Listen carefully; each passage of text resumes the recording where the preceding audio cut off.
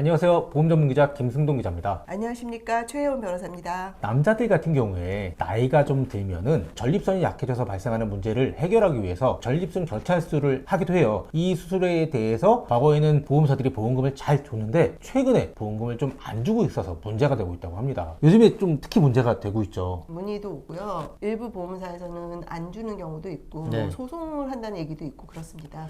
이게 지난해쯤부터 이슈가 조금씩 나오더니 올해 초에 이슈가 본격화되고 있고 지금은 소송도 되거나 뭐 이렇게 자본이 좀 많은 것 같아요. 제가 알고 있기로 항문에서 얇은 실을 해서 전립술에 있는 그거를 뒤로 당겨준다고 합니다. 그러면 요도가 열려서 소변이 굉장히 쉽게 보고 삶의 불편함이 굉장히 많이 줄어든다고 합니다. 이게 과거에는 수술로 구분이 되어서 보험금도 잘 나오고 했었는데 지금은 보험사들이 수술이 아니다라고 주장을 하기도 하고 있고요. 전립선 비대증이 심해질 경우에 입원을 해야 되는 상황도 많이 있는데 보험사들이 과거에 이슈가 됐었던 백내장처럼 입원의 필요성 자체를 인정하지 않아서 보험금을 굉장히 조금 주기도 하고 이런 문제들이 발생하고 있다고 하거든요. 최근에 쟁점이 되는 거는 전립선 결찰수를 받으면 일일 6시간 그쵸? 입원을 해서 입원 시선을 받아요. 네. 보험사 판단에서는 이건 입원이 필요 없는 수술이다. 네. 과잉주의로다. 이제 이렇게 판단을 하는 것 같아요. 그런 보험사들이 입원의 필요성을 충족하지 못한다라고 하는 거는 백내장처럼 굳이 입원할 필요가 있냐? 이 수술은 금방 끝나는 수술인데 네. 이거 때문이라는 거죠? 예, 맞습니다. 2, 3분이면 끝나는 수술이고 바로 퇴원할 수 있고 병원의 블로그나 유튜브 이런 광고를 보면은 전립선 결찰수 수술은 뭐 5분 내로 끝납니다. 매우 간단한 수술인데 이런 광고들도 많아요. 네. 그것만 보면은 또 보험사 얘기가 맞는 것 같기도 하거든요. 저도 이제 그런 자문이 왔을 때 좀 여기저기 알아봤어요. 그래서 유튜브를 보니까 매우 간단한 수술처럼 보이더라고요. 그런데 또 한편으로는 아는 비뇨기과 의사나 실제로 이걸 하신 분한테 물어보니까 말씀이 이게 사람에 따라 간단할 수도 있지만 심한 경우는 2박 3일 정도 소변줄을 꼽아야 되고 혈뇨를 뭐 10번을 보는 경우도 있고 이렇다 그럽니다. 그러니까 수술을 하고 나서 예. 2박 3일 동안 입원을 필요한다 예. 이렇게 말씀하신 그러니까 거죠? 그런 경우도 있고 예. 의사 선생님 말씀도 모든 환자가 그런 건 아니지만 일부 환자는 이건 분명히 입원이 필요한 사람이 있다. 그쵸. 근데 이걸 어떻게 일률적으로 그 환자의 상태를 제대로 살피지도 않고 입원이 아니라 이렇게 판단할 수는 없다. 그쵸. 근데 이런 말씀을 하시더라고요. 그래서 제가 변호사로서 판단을 할 때는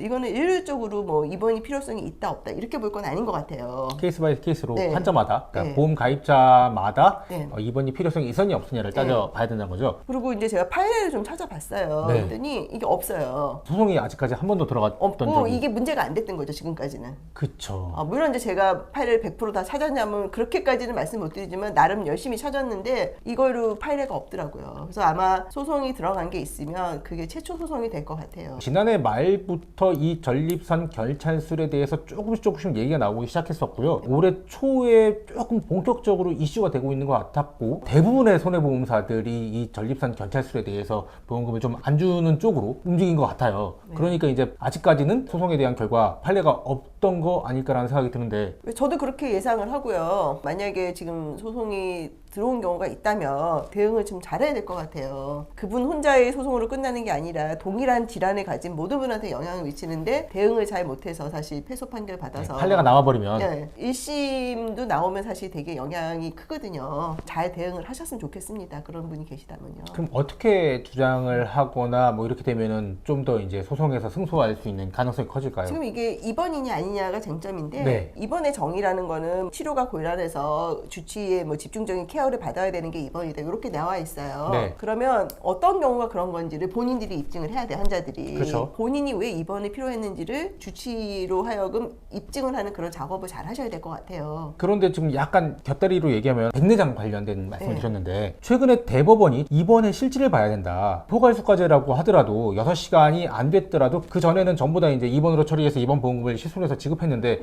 지금은 보험사들이 일률적으로 백내장 같은 경우는 입원이 아니다 주장을 하고 있잖아요. 그렇죠. 예. 그러다가 최근에 부산지법에서 또 최고부정지에서는 네. 입원이다. 6시간 그렇죠. 안 돼도 입원이다. 입원이다라고 판결이 갈려버렸잖아요. 그래서 입원의 필요성은 지금 계속 쟁점이 됩니다. 이 유로 리프트뿐이 아니라 지금 여러 사안에서 입원의 필요성인데 6시간을 뭐 받았다 해서 입원으로 반드시 인정받는다. 그것도 100% 아니고, 개런티하기 힘들고요. 결국 환자 한 사람 한 사람이 자기 상태를 입증을 잘 하셔야 돼요. 근데 그거는 결국 주치의 판단이 중요해서 저는 앞으로 주치의 그 역할이 매우 중요해질 것 같아요. 저는 보험사가 매우 유리한 위치에 있지 않나라는 생각이 들긴 해요. A 환자는 입원이 필요성이 인정받을 만한 사람인데 보험사는 한 번만 소송하고 끝나는 게 아니잖아요. 그렇죠. 계속 반복해서 입원의 필요성이 없는 사람의 판례를 만들어버리고 입원의 필요성이 없었어라고 주장하고 그것 때문에 보험금을 안 주겠어라고 하면은 유리하죠. 유리하고 아시다시피 네. 지금 갑상선 결절의 보험금은 지급을 안 하지 않습니까? 그쵸. 제가 갑상선 결절을 많이 하다 보니까 보험사는 이 데이터가 많다 보니까 그쵸. 갑상선 결절에 대해서 수술의 필요성이 없다는 의료 자문이 엄청 누적돼 많아요. 있겠죠. 예. 네, 그거를 그냥 법원에 다 제출을 해요. 이 사람 거는 아니지만 우리가 이렇게 많은 사람에 대해서 의료 자문을 받았더니 갑상선 결절이라는 것 자체는 수술도 받을 필요가 없는 거라는 의료 자문이 있다. 네. 이거를 이제 법원 판사한테 제출을 하면 아무래도 판사님 입장에서는 좀 안 좋은 심증이 생기지 않겠습니까? 그렇겠죠. 이게 데이터가 많다 보면 어떤 식으로 접근을 해야지 승소하는지를 아무래도 보험사가 많이 알지 않습니까? 그쵸. 이걸 보시는 분들한테 하고 싶은 얘기는 보험사에서 부지급을 하거나 소송이 들어갔을 때 대응 잘 하셔야 돼요. 누군가 한 사람이 대응을 잘못하면은 그거 진짜 그렇죠. 영향이 커요. 예, 지금 이 소송이 진행되거나 전립선 결찰술로 인해서 보험금을 안 주겠어라고 하는 이슈가 조금씩